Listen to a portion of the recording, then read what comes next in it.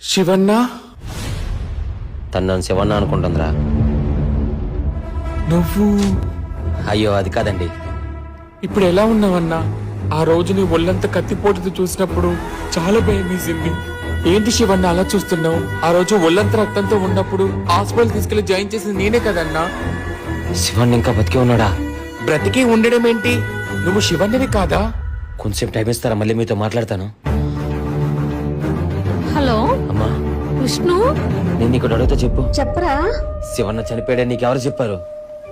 అన్నయ్య చనిపోయాక వంశీ వచ్చే విషయం చెప్పాడురా నాకు. నువ్వు కాల్చావా, పాతి పెట్టావా? వంశీ నేను అక్కడికి వెళ్ళేసరికి అక్కడ శవం కూడా లేదురా.